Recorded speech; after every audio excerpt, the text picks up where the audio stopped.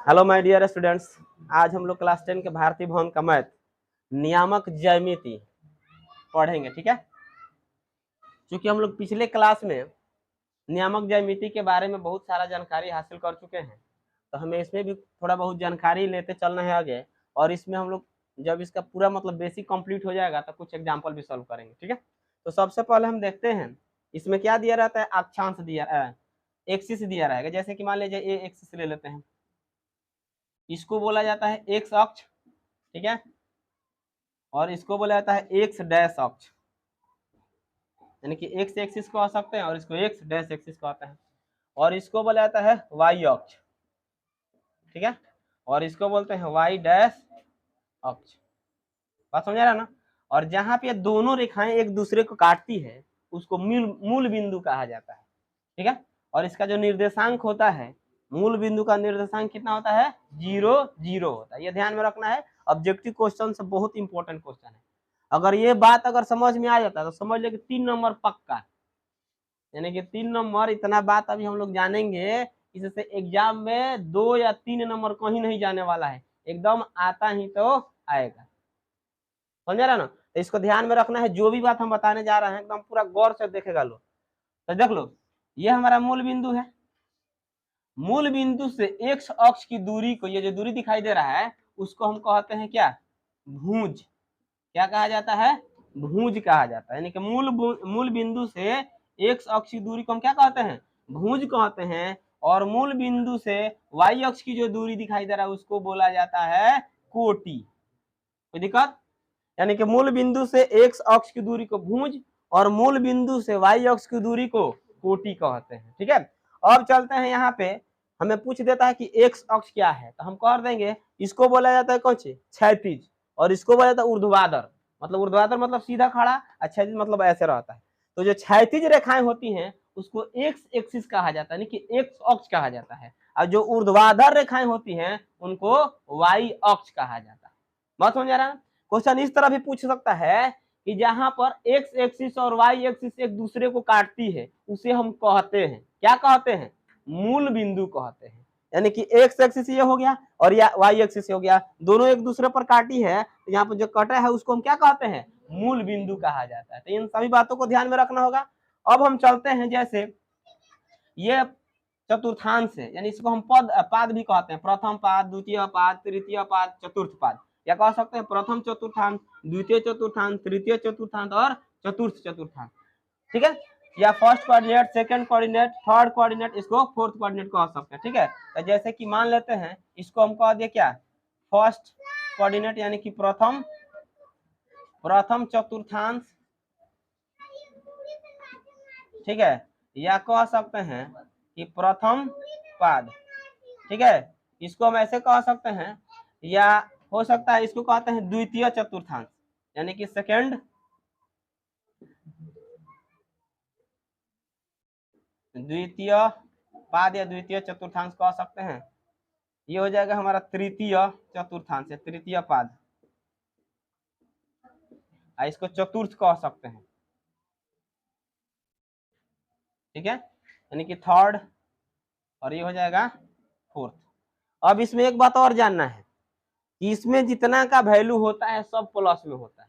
ठीक है, यानी कि इसमें सब क्या रहेगा? ऑल पॉजिटिव, यानी कि सब रहेगा प्लस में। ठीक है, एक बात और देखते हैं। अब यहाँ पर देखेंगे तो मूल बिंदु से दाएं, ये दाएं हो गया ना, तो दाएं जाएंगे तो प्लस में, बाएं जाएंगे तो माइनस में। मूल बिंदु से दाएं जाएंगे तो प्लस में, बाएं जाएंगे तो माइनस में। अब मूल बिंदु से ऊपर जाएंगे तो प्लस और नीचे आएंगे तो माइनस। हम लोग चिन्ह परिपाटी में पढ़े हैं ना। यानी कि मूल बिंदु से प्लस, बाएं माइनस, ऊपर प्लस, नीचे माइनस। अब यहाँ पर देख लेते हैं, ऊपर जा रहा है तो वाई एक्सिस प्लस हो गया और एक्स एक्सिस क्या हो गया? माइनस। तो इसका जो पॉइंट बनेगा, पहला माइनस और दूसरा प्लस बनेगा ना। अब इसमें देखते हैं तो ये भी इधर माइनस है और ये भी माइनस है, यहाँ हो जाएगा माइनस और माइनस। इसको देखते हैं, ये इधर प्लस में और ये क्या है? माइनस में। तो यहाँ जो बनेगा प्लस और माइनस। अब एक बात और ध्यान देना है यहाँ पे कि इसमें ये सब क्या होगा? प्लस प्लस होगा। समझ में आ रहा है ना। अब एक बात और हमको जानना है इसमें कि जो भी बिंदु, दो बिंदु दिया रहता है तो उसमें पहला एक्स होता है, दूसरा वाई, पहला भुज या दूसरा कोटि। बात समझ रहा है ना। तो जैसे कि मान लेते हैं यहाँ पर हम लिख दिया पहले एक्स आएगा, बाद में क्या आएगा? वाई। अगर कोई बिंदु भी हम देते हैं, जैसे कि मान लीजिए क्वेश्चन एक बार पूछा भी गया था इसे कि 2 और माइनस ऐसे दिया 4, इसमें पूछ दिया था कोटि का मान क्या है, तो इसमें कोटि का वैल्यू कितना हो जाएगा, तो कोटि का वैल्यू 4 हो गया। ये क्वेश्चन एग्जाम में पूछा हुआ है इस टाइप का, ठीक है, तो ध्यान रखना इसको। ये हमारा क्या है, कोटि, और ये क्या है, भुज है। तो भुज भी पूछ सकता है, कोटि भी पूछ सकता है, तो जो अगर जानकारी रहेगा तो दो भी पूछो ना, हम तैयार हैं, ये नहीं कहेंगे। नई जानकारी होगा तो हम बताएंगे, नहीं बता पाएंगे, तो इसलिए जो भी हमको जानना है पूरा बढ़िया से जानेंगे, हम आसानी से बता सकते हैं। तो इसको हम कहते हैं क्या, कोटि, और इसको कहा जाता है भुज। अब क्वेश्चन इससे कैसे आता है, पूछ देगा -5 और 2, देख लो ये दिख रहा है ना, तो ये पूछ देगा किस पाद के बिंदु हैं, ये जो बिंदु दिखाई दे रहे हैं वो किस पाद के हैं या किस चतुर्थांश के हैं, तो किसका होगा, तो सबसे पहले हमें इसमें साइन देखना होगा, अंक से कुछ लेना देना नहीं है, सबसे इंपॉर्टेंट बात क्या है इसमें का, साइन। तो अगर हमको साइन पता है तो हम फटफट बता देंगे। यहाँ पर देखेंगे प्लस है और यहाँ पर क्या है, माइनस, तो प्लस माइनस, तो प्लस, अरे सॉरी, माइनस प्लस, तो माइनस प्लस कहाँ दिखाई दे रहा है, माइनस प्लस यही दिखाई दे रहा है, तो इस पद का यह बिंदु है। बात समझ आएगा ना, तो इसको एकदम ध्यान में रखना है। अब जैसे कि मान लेते हैं ये तो हमारा कोई इससे को संबंधित प्रश्न आएगा तो हम बता सकते हैं ना, कोई दिक्कत नहीं है। अब चलो आगे देखते हैं कि जैसे कि मान लेते हैं जब ये हमारा एक्स एक्सिस है और ये क्या है, वाई एक्सिस है, तो एक्स एक्सिस पर ये हमको बहुत जरूरी है, क्वेश्चन बनाने में काम आएगा। जो हमारा एक्स एक्सिस है इस पर वाई का वैल्यू कितना होता है, एक्स एक्सिस पर वाई का वैल्यू कितना होता है, तो वाई का वैल्यू 0 या 0 होता है, ठीक है। किस पर, एक्स एक्सिस पर वाई का मान पूछा जाएगा तो 0 हो जाएगा। अगर यही बात हम वाई एक्सिस पर पूछेंगे तो इस पर सब जहां वाई का मान देख लेंगे तो वाई का मान इधर बढ़ रहा है, एक्स का मान बढ़ रहा है, नहीं बढ़ रहा है। तो यहाँ पर अगर वाई एक्सिस पर एक्स का मान पूछा जाएगा तो वहां पर उसका मान क्या होगा, 0 होगा। तो ये ध्यान में रखना होगा कि एक्स अक्ष पर वाई का मान 0 और वाई अक्ष पर एक्स का मान 0, कोई दिक्कत। अब चलते हैं, एक और बात हम जानते हैं, इसमें दो फॉर्मूले हैं, तो मतलब 2 फॉर्मूला पूरा चैप्टर कंप्लीट, माने इस चैप्टर के लिए पहला इसका।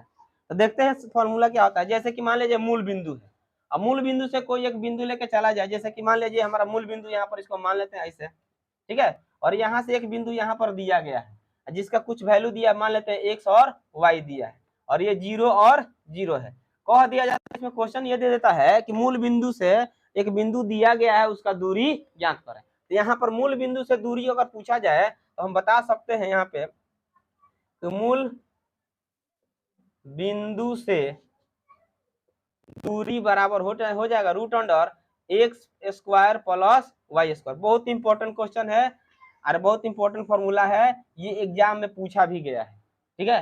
ये आपकी पेपर उठाकर तुम लोग देख भी सकता है लोग कि मूल बिंदु से दूरी बराबर सूत्र पूछा गया है कि नहीं पूछा गया है, अब पूछा गया है, ये तो याद रहेगा तब ना हम बताएंगे, ठीक है। तो मूल बिंदु से दूरी क्या हो जाता है, x² प्लस y² हो जाता है। अगर हम चाहें एक और फॉर्मूला जान लेते हैं, जैसे कि मान लेते हैं एक 2 बिंदु दिया है, यहाँ पर दिया है, इसको हम मान लेते हैं a, इसको मान लेते हैं b, इसका निर्देशांक x1 y1 मान लेते हैं, ठीक है, और इसका निर्देशांक क्या मान लेते हैं, x2 y2।